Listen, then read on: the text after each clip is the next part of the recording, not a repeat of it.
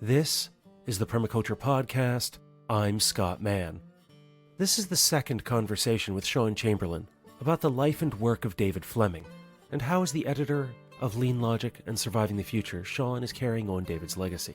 During our conversation today, we talk more about a variety of David's ideas while grounding them within Shaun's life and the work that he's currently doing to continue to share these ideas of how we can survive the future and create the world that we want to live in. Along the way, we touch on ideas like transition, informal versus formal education, and what we can do to slow our lives down, live with less financial capital, while still pursuing what it is that we love and are passionate about. So let's get on to this conversation with Shaun as we begin more with his biography and background, and I'll join you again afterwards. Then, Shaun, in our first conversation discussing the work of David Fleming, Lean Logic, and then your production of Surviving the Future, a shorter narrative version of that larger, more involved work. In this time around, I'd like to dig more into you and what you're doing, and how you're applying David's work in everything that's happening currently in the UK. And so I was wondering if you could give us a bit of your direct biography and background, how you came to transition and whether or not you've been involved in the permaculture side of things, and we can take the conversation from there. Yeah.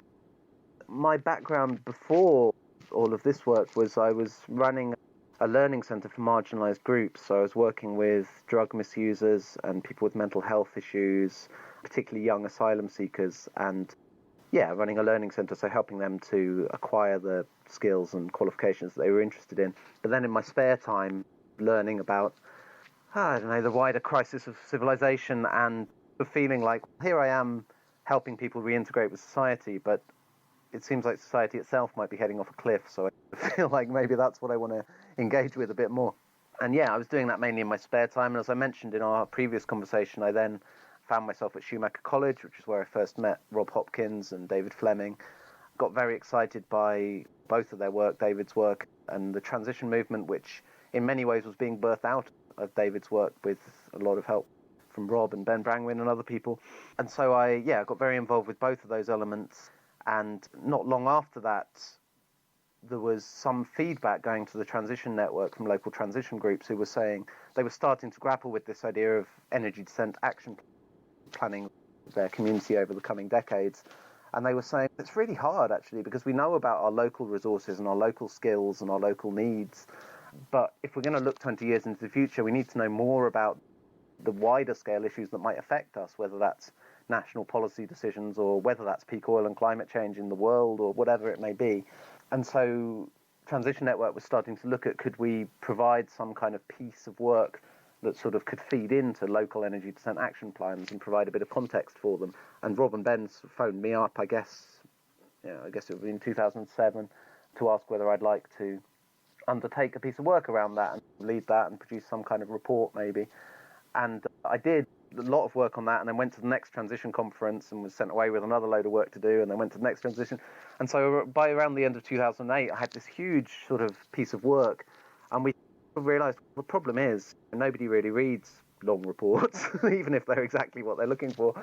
And just around this time, Rob's book, The Transition Handbook, came out in 2008 and was a huge success. I remember it was in the top 10 books that members of the UK Parliament were taking with them on holiday to read. It was really had an impact at many levels. And Green Books, who were publishing the books at the time, Rob was speaking to them and said, do you have any great ideas about how we could present this work that Shaun's done in a really accessible way? I said, it's basically another book. And rather to my surprise, I remember Rob rang me up one day and said, Shaun, how do you feel about writing a book? And I said, honestly, Rob, I'm exhausted after the work I've just been doing. I really think I need a bit of a rest. And he said, no, you don't understand. You've already written it. And so then I sort of had to do a bit of work rewriting it into book format, as it were, and doing the book tour, etc., and actually realised what I'm re-realising again now, which is that the work of producing the initial manuscript is only a relatively small proportion of the work of actually publishing a book. And obviously, that second transition book, The Transition Timeline, came out in 2009, and that's alongside working with David Fleming very closely on his work around tradable energy quotas, which is a sort of carbon rationing scheme which the UK government got very excited about and did a feasibility study on. And I worked very closely with David on all of that. And then I also, around this time, met Mark Boyle, who's known more commonly as the Moneyless Man. So we met at the first Dark Mountain Festival, where he was promoting his first book, The Moneyless Man, and I was promoting my transition book. We became best friends pretty well instantly, because I'm very interested in this sort of gift economy work, and obviously he was taking that very literally. His initial plan was to live for a year without money and write a book about it down near Bristol in southwest UK, and he did that. But then I met him just as he was promoting that book, and he actually decided, you know what, I've never been happier in my life, so he was just going to carry on. But when we were talking, I was fascinated by what he was doing, but we were both agreeing that it isn't really sustainable on an individual level, because eventually you're going to get sick or injured or whatever, and you need some kind of community around that. And so with his sort of background of doing it on a practical level and my background of community activism, we started looking together at whether we could create some kind of moneyless community. And obviously the big barrier to that is finding land to do it on, very much based around permaculture principles in terms of supplying the needs of the people there. And so then we heard about a fledgling group called the Ecological Land Cooperative, which was just being put together with a view to providing an access route to land for people who wanted to do ecologically minded projects. So we got in touch with them, and they were just holding an application process for residents for their first piece of land. And we applied and we were selected, and I then got quite involved with the co-op, joined the board of the co-op as we went through a sort of 2 to 3 year planning process. I believe it's not quite so arduous in America, but over here there are 2 real barriers to getting hold of land, and one is the price of land, which I'm sure also applies over there, but the other is the planning permission process. So it's actually very hard to get any kind of permission to build on land in the UK unless you're very wealthy or running a supermarket or something. And so we working with some real experts on planning applications, went through a 2 or 3 year process of getting permission for dwellings on this land, which we eventually succeeded in. And it was 22 acres of land divided into 3 plots, and Mark and I were taking on one of these plots. But just at the point where we finally won permission, Mark had a sort of change of heart. He left Ireland, which is where he's from, when he was 16, and he just suddenly started feeling, I mean, there was a lot of elements to this, but a big part of it for him was the feeling of, if I settle in the UK now, I'm probably only going to see my parents maybe once a year for the rest of their lives, and I didn't really get to know them as an adult. And there was this big financial crisis in Ireland at the time, which meant that land was particularly cheap there. And he felt, in the end, it was a real heart-wrenching decision for him, but in the end he decided to move back to Ireland and basically do what we'd been looking at doing together there. And that's going very well, incidentally. I was there a couple of months ago, and it's a wonderful project called the Happy Pig. It being Ireland, he set up a moneyless pub, which is a brilliant concept based around homebrew, etc. But for me at the time, it was a huge blow, because this was going to be my home and that we'd been working on for years. And so at the time, I thought maybe I should try and make this work. And I put a call out for other people to join the project, because I didn't really at that point have the land-based experience that Mark had. And so our sort of agreement informally had been, I will take the lead on getting us through the planning and everything, and then once we're on the land, Mark would take the lead. And so I put a call out for other people who might like to join, and found a few wonderful people who did come down and join. But long story short, it was a bit too much to take on, and I really burned myself out with that. And I think it's quite a different thing to be undertaking a project with 3 wonderful strangers than doing it with your best friend who you've been plotting it with for many years. And so in the end, came to the realization that this really wasn't working. With my Eco-Land Co-op board hat on, felt actually I'm no longer sure that Shaun's the right resident for this piece of land. And so stepped back from that. We have another family who moved onto the land and replaced me there, and the others who'd moved down. And so the land co-op as a whole is going from strength to strength. That site is doing really well. It's called Greenham Reach down in southwest England. The co-op's just taken on a second site down in Sussex, which is central south England, and looking at taking on a third site. So it's providing a real model for people to access land to do wonderful projects, very commonly involving permaculture. And by this time I was chairing the co-op, so I'm very proud of having played a role in birthing all of that. But after all of that, I stepped back around 2 years ago from active day-to-day involvement with the co-op, and really then focused my energies on David Fleming's work, which I was very aware hadn't found its publication by this point. And yeah, it was around this time when Chelsea Green discovered Lean Logic extract in the Dark Mountain Journal and got in touch about publication. And the last 2 or 3 years since then have been Lean Logic and Surviving the Future have been my sort of core work, if you like, although I'm still very involved with the co-op and with transition, and all of my work goes under this banner of Dark Optimism, which is my website, because I find bright, shiny optimism to be a bit frustrating, because I'm like, well, everything isn't fine, actually. But at the same time, I think, even in a world of great crisis and challenge, there are still good stories to tell with our lives, and that sort of inherent optimism in our ability to not just minimize our impact on the world, but have a positive impact on the world is where my Dark Optimism name came from. So that's probably a brief overview of what I've been up to. As brief as it could be. No, that's fine. And it's funny because I'm looking at the cover of the Transition Timeline and I realize that I've browsed it before, but I didn't realize, because of how close the format and cover is to the Transition Handbook, that it wasn't Rob Hopkins. And I feel horrible saying that in the moment, because it's such a perfect continuity to what was already there. Well, obviously, Rob and I were working pretty closely together, and there is actually one chapter in there that Rob did write, which is flagged as such. But I take that as a huge compliment. I think Rob's an incredible writer, and yeah, if you thought Rob wrote it, I'll take that for sure. And did you have any formal training or background in editing and organizing and these other things before you came to just do the work? No, I wouldn't say so. I would say I'm not a huge fan of formal education, actually. One of my few regrets in life is finishing my degree.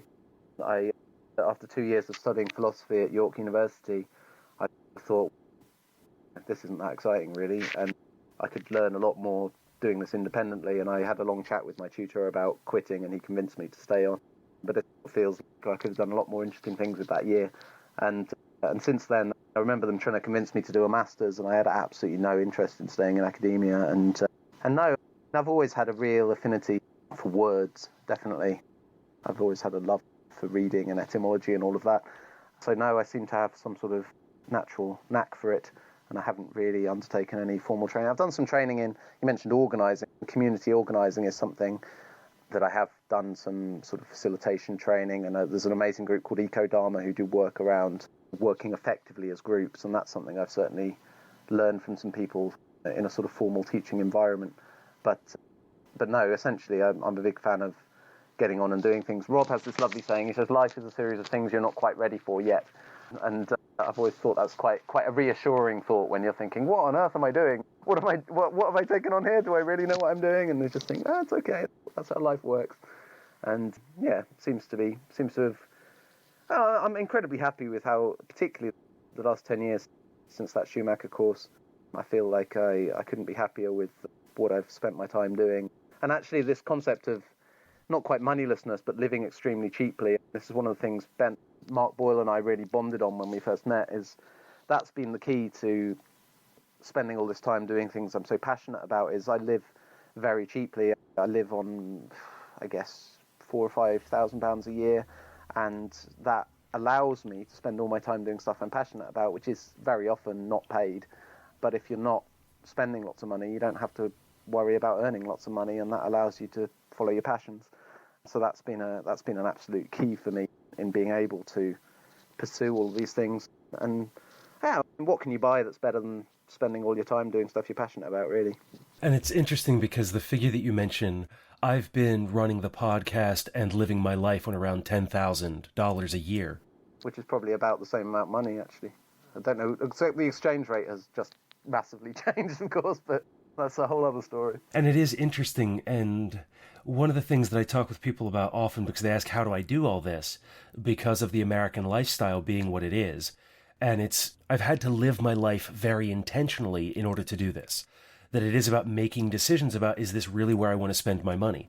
And that's one of the key drivers for me behind putting so much time and effort into the land cooperative as well, because for me, one of the great injustices of our time is that people have to spend so much money on rent or mortgage or whatever it is just to have a place to exist, that it automatically ties you into the market economy, because you then have to raise the money to do that.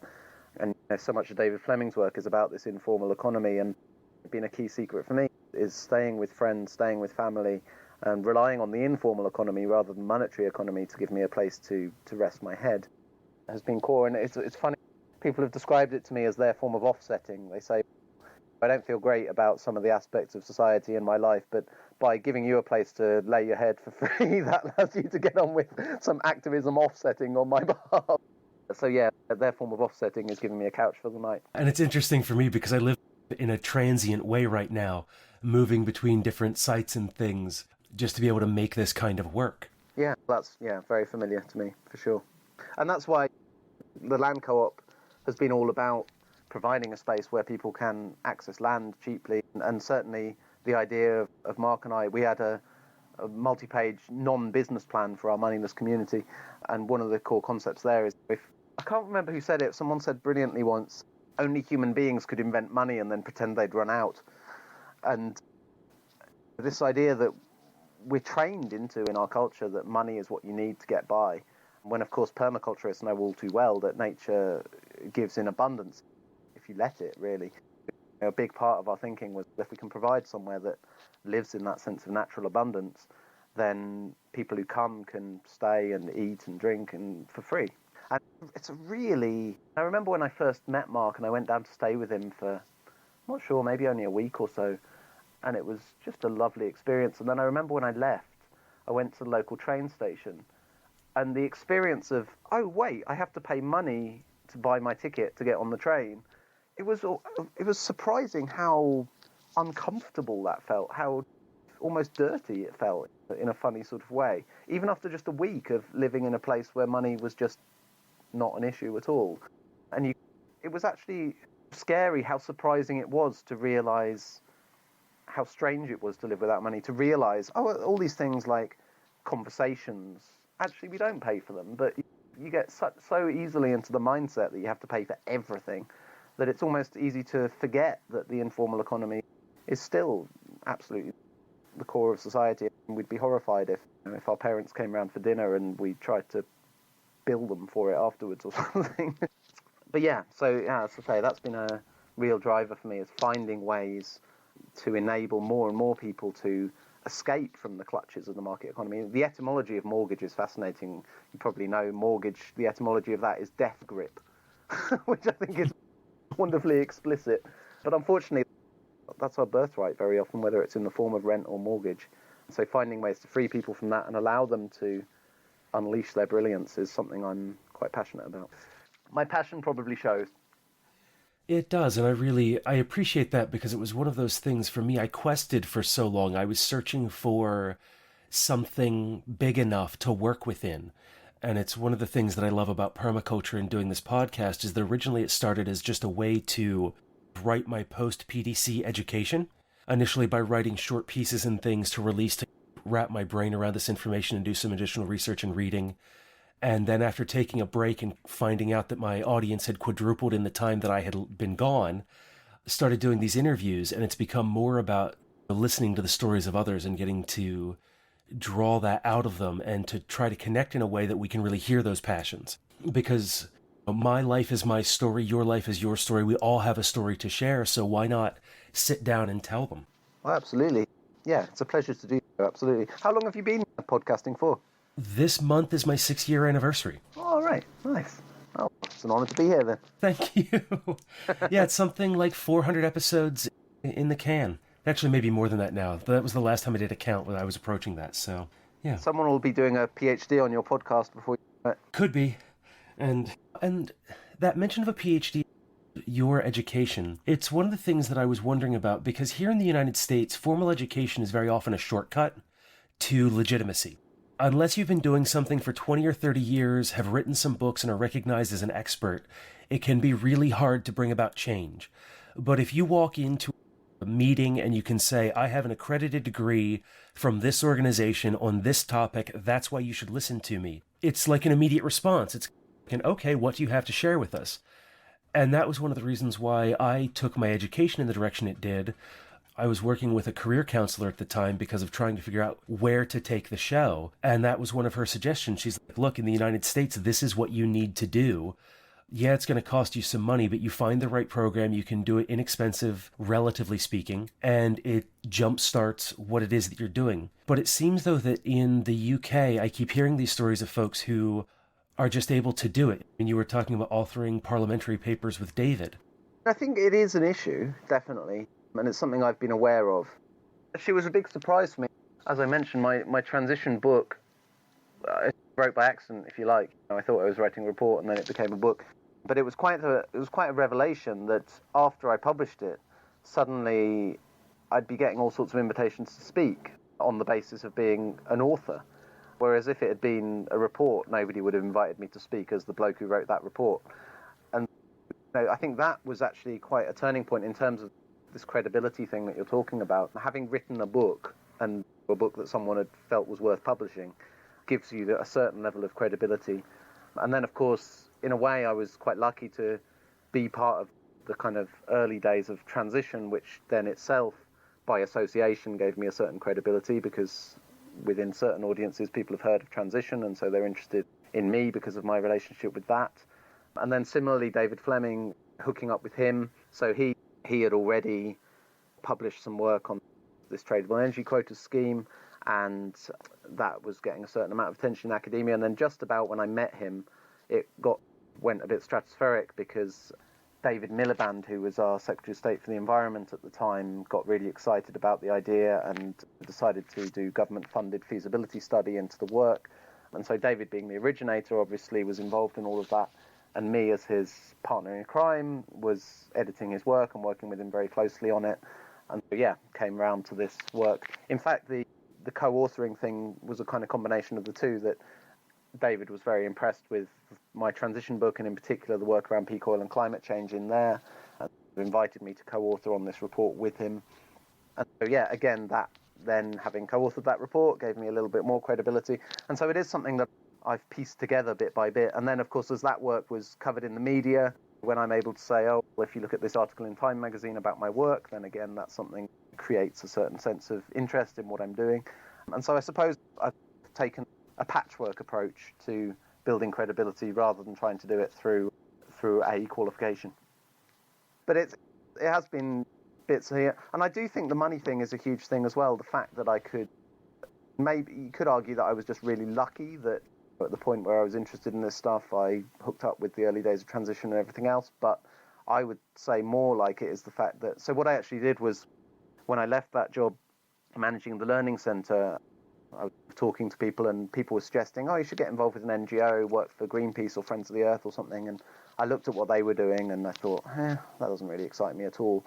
And so that was the point where I went, okay, what would it be like if I didn't have a wage?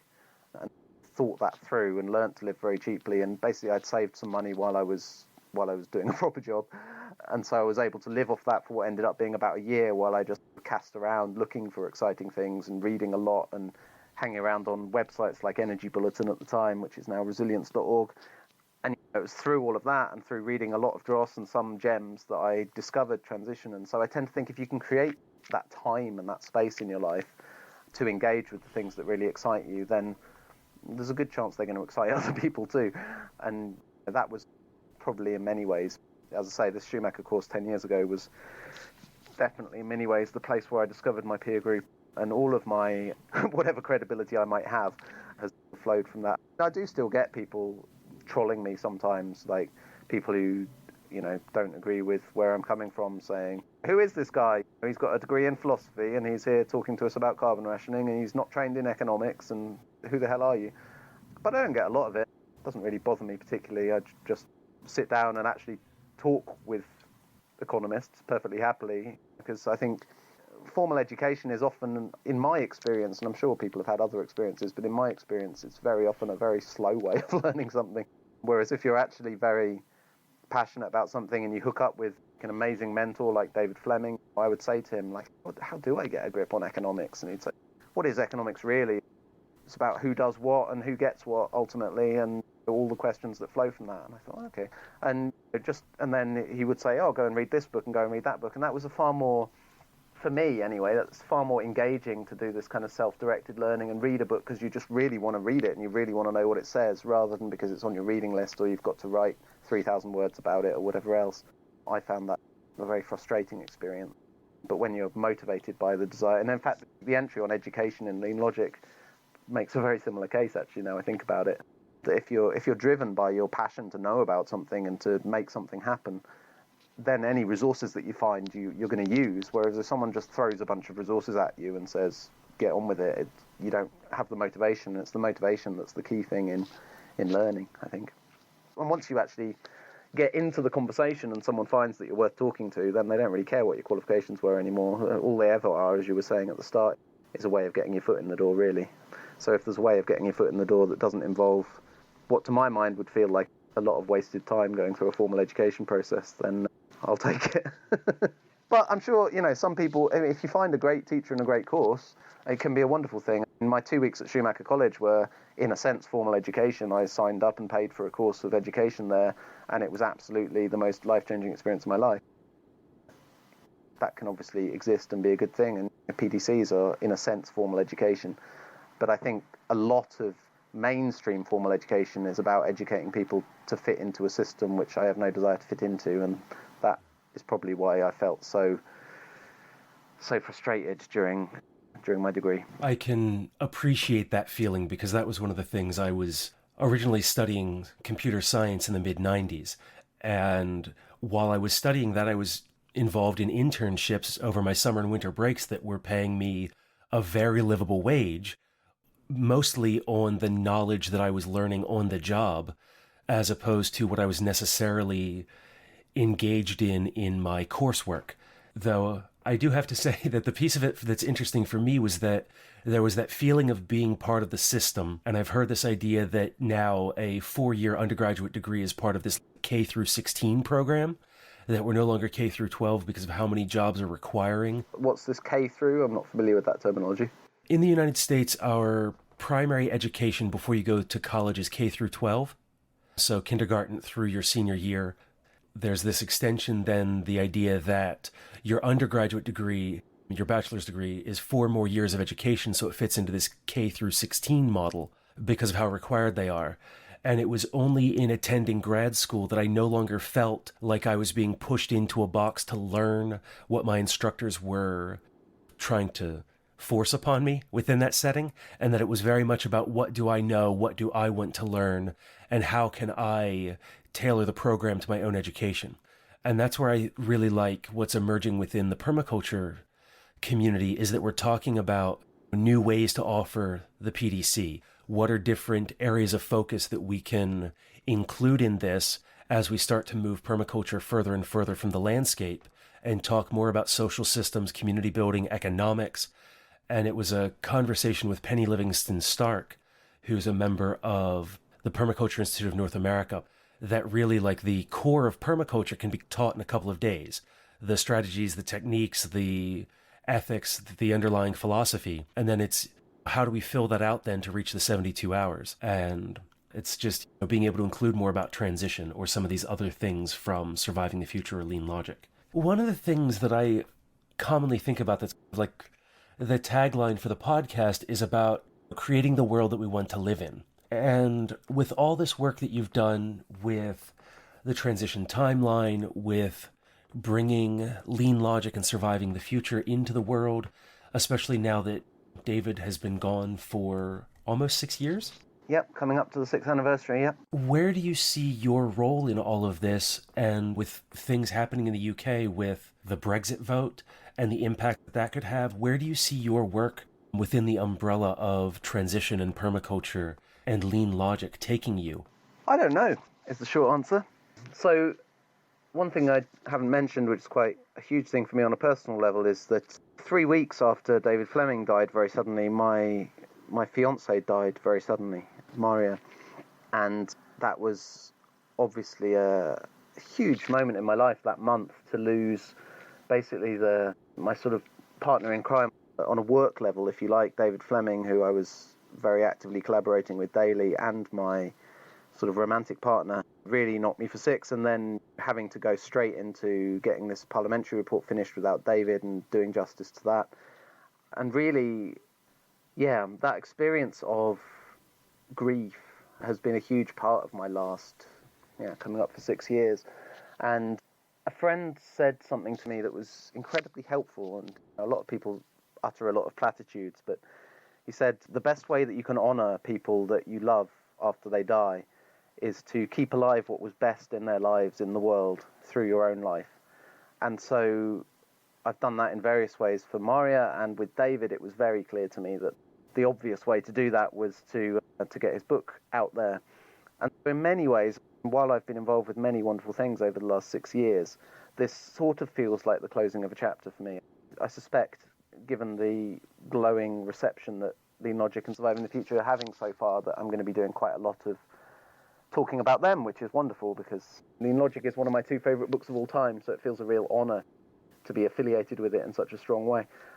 But yeah, it does feel like seeing these books published now, and I would think that over the next month or two, things will die down a bit around the launch of these books. Although I am teaching a week-long course at Schumacher College in February on David's work, which should be fascinating, with Mark Boyle and Rob Hopkins, actually. But yeah, this feels like a sort of 6 years on, I've done the things that I felt I wanted to do to honour them both, and really it's time to take a deep breath. And I've very deliberately not agreed to various very interesting projects that I could have taken on for the next period of time. And I'm quite determined to have a bit of a restful time, really, or a reflective time. I think my life generally has bounced between two states. I have a reflective period where I read a lot and think a lot and don't really say a lot or write a lot, and kind of reflect on things and see what's out there and see what might be exciting going on in the world that I might want to support and get involved with. And then inevitably I find something I want to support and get involved with, and I get involved with it, and I throw myself into that wholeheartedly for however long that goes on for. And I feel quite overdue for one of those sort of reflective periods, what another friend of mine called the fertile void, where you don't really know what's going to take up your time, but you're open to things coming in. And I think on a personal level, I'm not sure where I'm going to base myself or who with. On a sort of work level, I'm not sure what I'm going to be doing. And right now, that feels great, actually. That feels really like exactly what I need. And it's been, for various reasons, it's been a pretty relentless few years, and some of the various things that I've talked about. So yeah, I'm very keen to just create that fertile void, not have too many plans. I do now have a part-time role with Chelsea Green Publishing, which has come out of these books. So they're the publishers for David Fleming's books, and working with them on that, particularly talking about the promotion of the books, they got more of a sense of me and the connections that I've got over here, and so they've offered me this role as a commissioning editor for the UK and Europe, so hooking up some of the wonderful activists and writers that I know with Chelsea Green as a publisher, because we had two really good ecological publishers in this country called Green Books and Earthscan. Green Books, who originally published the transition books, including mine, and they've both been taken over by corporates, unfortunately, and aren't what they used to be. And so Chelsea Green are aware of that and were interested in providing a publisher for some of this work over here. And they were keen for me to do that full time, but I said no, I really need to hold this space open. But it's a role that feels great for me, so I'm doing that a couple of days a week. Just odd, because it's the first time I've had a regular income in about 10 years. It's a very strange feeling, actually, and genuinely one of the things I really need to reflect on is how I relate to that. It's actually quite uncomfortable in a way that I hadn't expected at all. But yeah, so I'm quite happy with that. A couple of days a week of that work, which I really enjoy and fits really well with what I do anyway, and fits really well with a kind of reflective period of doing a lot more reading and stuff as well. Apart from that, I'm quite committed to just slowing down and letting the next chapter find me when it's ready. As I mentioned, this is my 7th year of the podcast, and I'm in a similar place of reflection and slowing down. It's really important. Yeah, and part of this for me comes from, originally it was a TED Talk that I saw about an organization that shuts down every 7th year. And they just take the entire year off because the owner of the company decided that he would rather give his employees this time throughout their life than to have them try to tack it all on at the end. And then it was talking with some friends of mine about Judaism and earth care, this idea of renewal. And we have within those traditions 1 day a week that is the Sabbath, but then there's also this idea that I'm not super familiar with, but like the Shemitah year, the 7th year, to let the lands go fallow and to give not only ourselves but also the earth a rest. And yeah, as I was going through some of this decision making for where the show would go in this year because of some of the questions that have been raised about what it's been like to live in the gift economy and some other things, someone who I've traded messages with brought this idea of sabbatical back up, and it really felt like the right time to do it. So I wish you all your luck in slowing down. Yeah, thanks. The meme that went around not that long ago, which I loved, which was just stop the glorification of busy. I'm so up for that. I had this wonderful experience actually because as I mentioned before, I ended up quite burned out after the whole experience of Mark pulling out of our land project and trying to keep that going without him. And this place, Ecodharma, is in the Pyrenees, the mountains in Spain, in the Catalan region of the Pyrenees. And it's an incredible base where they run a 10-day retreat called Sustaining Resistance and Empowering Renewal. And it's a kind of retreat for activists around burnout and sustaining ourselves. And it was a really life-changing experience for me, probably 2 years ago now. And I've changed some really deep patterns in how I relate to work and indeed relationships in general. And one of the things that really struck me is after I came back from there, I was really having to actively work on these new habits in myself. And one fellow activist asked me to help with an event she was organising.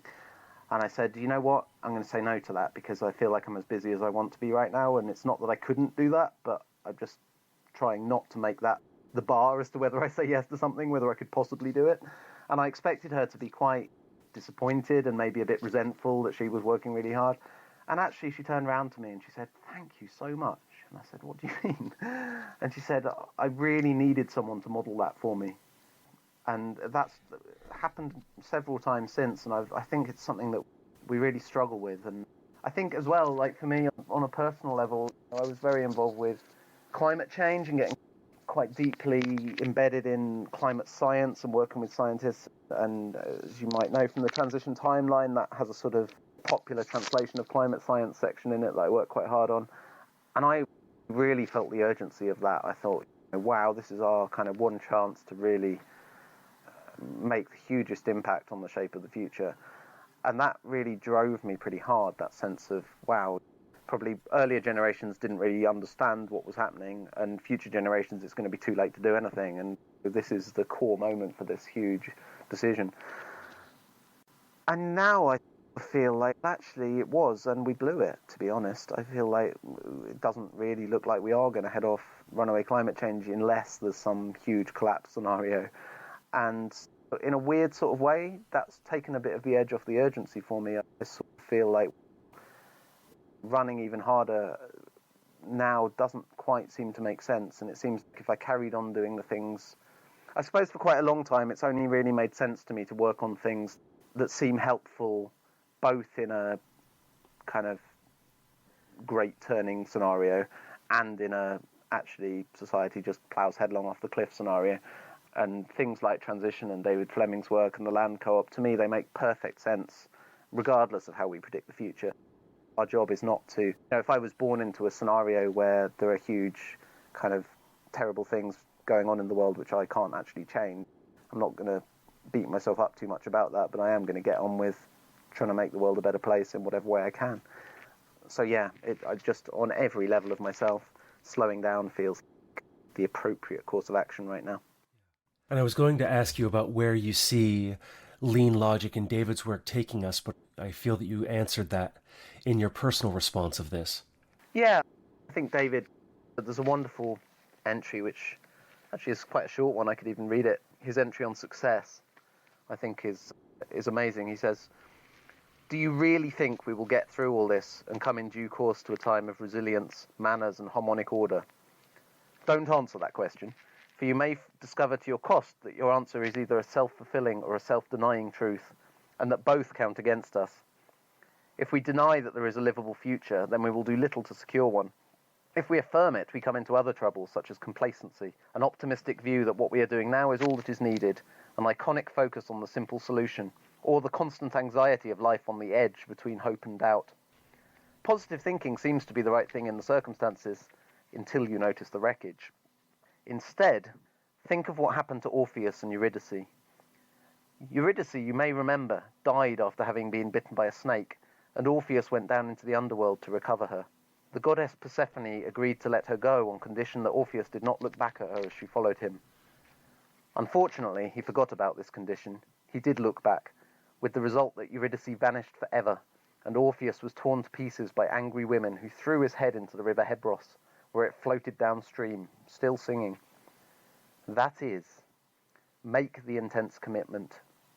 At walking pace, plod on. Climb steeply uphill out of the underworld. Keep your eyes fixed ahead. You never know, you might get there. You might even find out where there is, and you might inspire others to come with you. Just don't look back.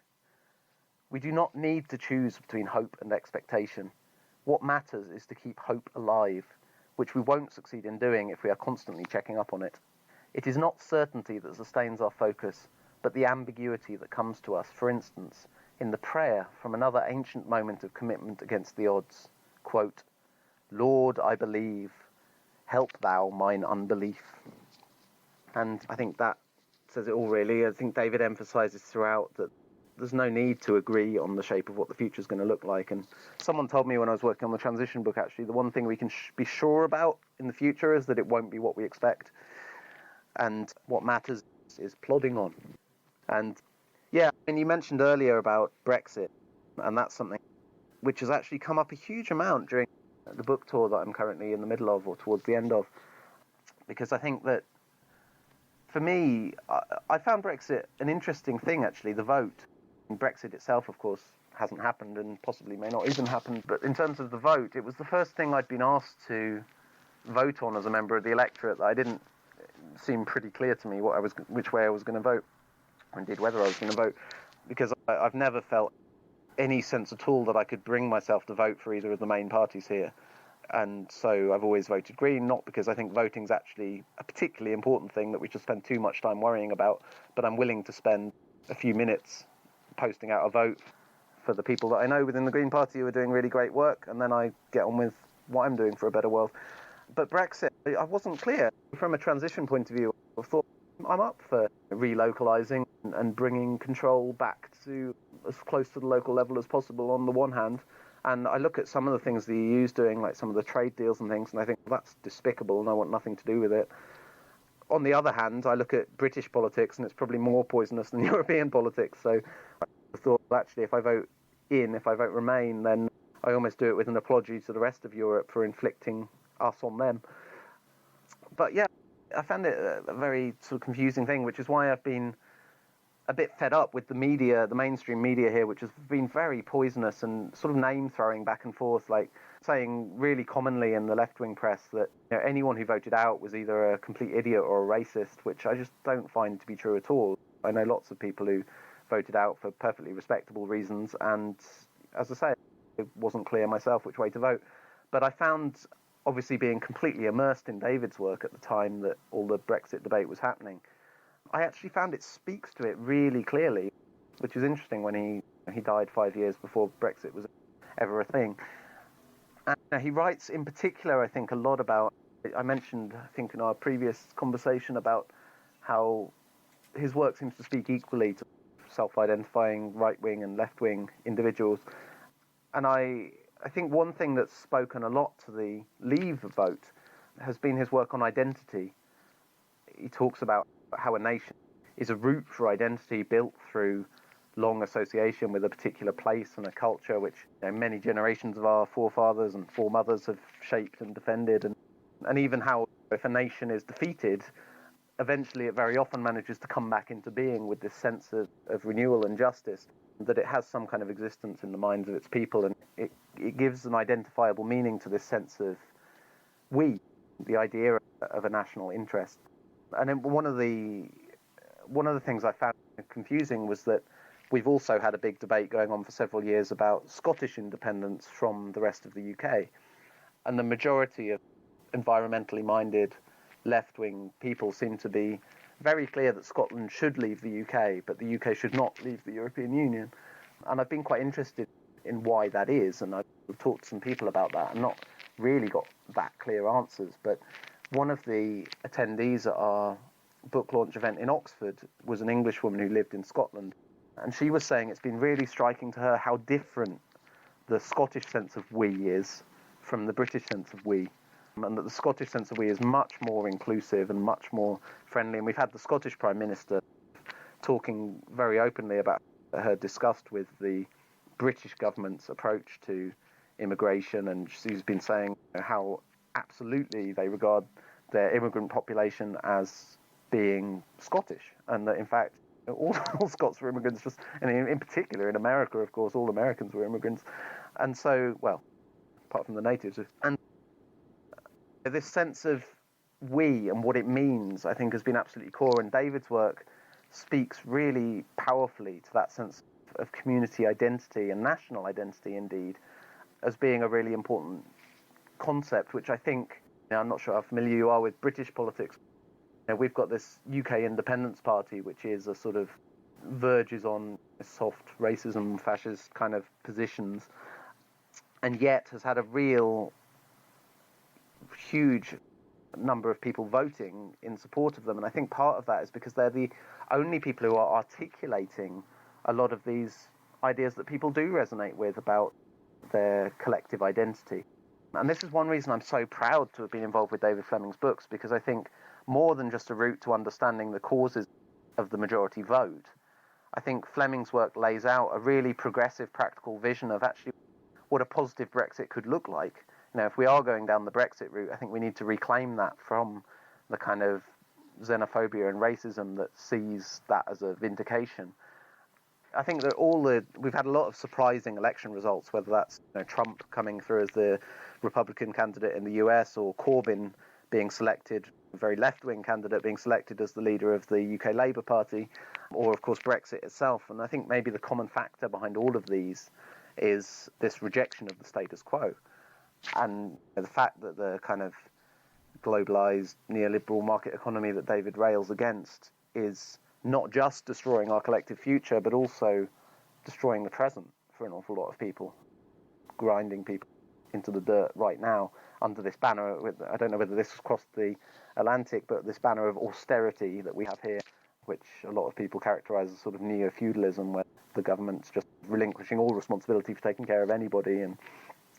But what I find exciting in David's vision is that while a lot of people are worried about the potential increase of sort of fascist thinking, it's really important to remember that people like Mussolini and Hitler, they didn't only consolidate their power on the basis of lies and of fear and of othering, but they also raised wages and they addressed unemployment and they improved working conditions. And so I think it's really important that if we're going to avoid that kind of response to the desperation that a lot of people feel here, then we need an alternative vision, a beautiful story of how we're going to make the future better for the desperate, rather than that sort of quite despicable one.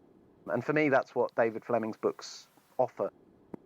This economics based in trust and in loyalty and in local diversity, I think, is a much healthier thing for the dissatisfaction with today to gravitate towards than that sort of fearful fascist kind of vision of, well, we'll look after ourselves and we'll look after you and sod the rest of you. And so I think to be part of helping this sort of realistic alternative economics reach the world at this particular moment, when I think we're desperately in need of it, because I think all belief in the current paradigm is draining away very quickly. Yeah, again, it's an honor, really. And I have a page full of notes that I could continue asking you questions on because of where this conversation has gone. And some of the things that you mentioned just now could be an entirely other line of discussion. Scott, maybe we'll have to talk again someday. Well, I'd be more than happy to leave the floor open anytime you're available to do that, because it's fascinating to get these cultural distinctions. Because one of my early permaculture clients, someone who I care for very much because of the lessons that we learned from each other and because of the ongoing support that they provided to me through conversation and some of our email exchanges, we were having a conversation about politics and our views were very diametrically opposed to one another.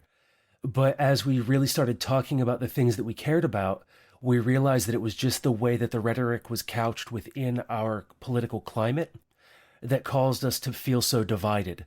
When we really got down to the root of everything, we realized that 99% of what we cared about, we actually had in common.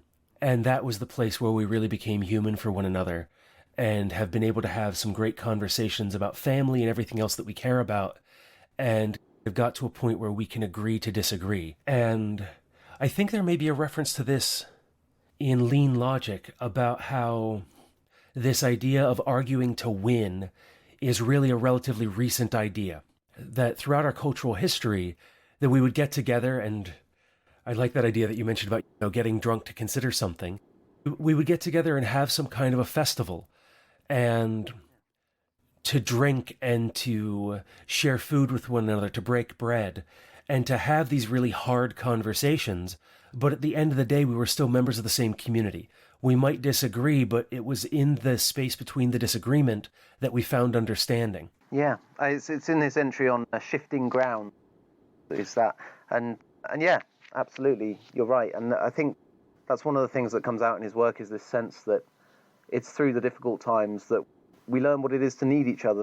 There's a lovely line in his entry on indignation where he says, being indignant is an urban emotion because you can be indignant in the city, in the country, because you're not gonna need to borrow the guy's horse next week. And yeah, if you're involved in a true community of people who need each other and rely on each other, then yeah, maybe you fall out, but then you make it up because you have to. And that's where, in a way, relationships can become a lot more interesting, because if you're all tiptoeing around each other because you know that if someone doesn't like me very much, they're just going to go and hang out with someone else instead, then in some way relationships can't get that deep. And I mean, in some ways, I think that's one of the challenges of transition, is that it's often trying to create a sense of community every Thursday at 7 o'clock, when in fact true community is based on something much deeper than that, in the same way that true family is. It's based on actually relying on each other for something that you can't get anywhere else. And that, as you say, it does allow for, in the same way, one of my favourite entries in Lean Logic is about the public sphere and the private sphere and the relationship between them. And he talks a lot about how within, as we know, with our family, we can enjoy a lot of things that we can't enjoy anywhere else, but we can also be a lot more rowdy and difficult than we would dream of being anywhere else as well. And that's a real thing, and that's an important thing. And it does allow for a deepening of relationship, because then when you go out into the world together with someone that you've seen every side of them, there's a real loyalty there, because you feel like you know this person in a way that you don't when you're being polite, if I'm not betraying my English heritage by criticizing politeness. I really appreciate that, because I come from a large family. I was one of 18 cousins. My mother was one of 12 children. And so we would get together at my grandmother's house, and there'd be 70 to 100 people who I was related to. And of course, there was, we'd be getting into rows and things like that. But 15 minutes later, we're just sitting next to the campfire, playing music together, telling stories again. And it really gave us that kind of exposure. And there's something that comes from the restorative justice movement about the idea that everyone is worth more than their worst decision. I think sometimes that gets lost, that it's easy to judge people based on their intent as opposed to their actions, and to just bring compassion and understanding to the table. But I'm sure that's that would be another conversation we could have about building community and culture. Yeah, I think we've lined up our next 5 conversations. We've got our subject matter sorted now. Yeah, I think so. But so I don't take up any more of your time, because we've run over much longer than we'd originally planned with either conversation. The joys of the informal economy, yeah? Yeah, it's beautiful. It provides this space to build real human relationships and to have the time to have these conversations that aren't super scheduled. But do you have any final thoughts for the listeners before we close this session? I'll probably end with a bit of David Fleming, and the entry that springs to mind for me is implicature, which reads, "The presence of a subtext, another meaning, which makes a statement not quite as simple or as innocent as it looks. Examples: what did you think of the singer? Well, I liked her dress. Or, we are tackling the problem of global warming. There is nothing wrong with the statement itself here, but it implies that we are on the way to solving the problem. It may also be taken to imply that we can do the job on our own. It sounds reassuring, but it may be telling you that the efforts to tackle global warming are not having much success. The philosopher Paul Grice, who coined the word implicature, pointed out that it is commonplace in conversation and that it comes in many forms. Given its potential to mislead, he argued for a code of good conduct in conversation, which he called the cooperative principle. Be as informative as required, but no more. Do not say things which you believe to be false or for which you have no evidence. Be relevant. Avoid obscurity and ambiguity. Be brief and orderly. Except when you're not. Lean logic advocates asides, long-windedness if it comes with a story, frank untruths if there is a reasonable chance that the other person can untangle the irony, broken logic if it reflects the difficulty of explaining things which break your heart or are hard to understand. It does not share the modest self-restraint which we find in Psalm 131, I do not exercise myself in great matters which are too high for me. Lean logic finds that when dealing with great matters, it can, from time to time, be a good thing if there are cracks and faults in the argument, for the repair of which help is invited. It is a reminder that a conversation is a cooperative affair, not just a series of beautifully manicured statements. I just love that there's a dictionary which contains the advocacy for conversation over beautifully manicured statements. And that seems a very apposite place for us to end what we were just reflecting upon. And I'm really glad that you read that, because in my personal life, I'm very much a storyteller who is long-winded and will drop threads and pick up others. And my friends know just to hold on for the ride, because we will get somewhere, but we don't know where it's going to be. Yeah, I can see why you like lean logic.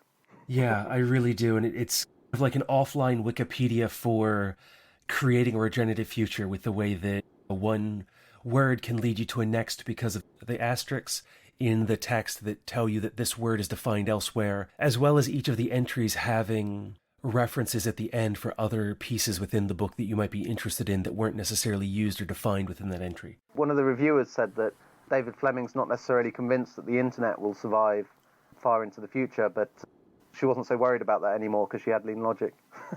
And as I said in our first conversation, I think we have 6 volumes between Mollison's Designer's Manual, Holmgren's Permaculture, Principles and Pathways Beyond Sustainability, and then Surviving the Future, Lean Logic, the Transition Handbook, and the Transition Timeline, to provide us with a really core area that we can study in order to prepare ourselves then for the skills that we need for whatever the future brings to us.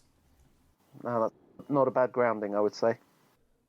And that was Shaun Chamberlin, editor of Lean Logic and Surviving the Future, as well as the author of the Transition Timeline.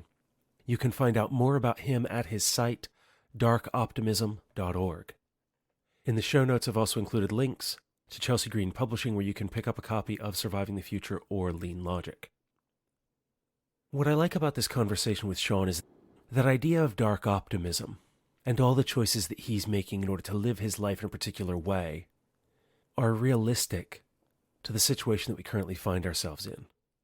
Every day there's more news about what the future is really likely to be like with climate change and the shift in national and international politics in a variety of countries. The world is rapidly changing, and there's no way to know what the future will hold. But if we keep pushing on, we can make a difference in our own lives and those of the people who we care about. Because the only way we're really going to do this is with each other. Until the next time, spend each day creating the world that you want to live in by taking care of Earth, yourself, and each other.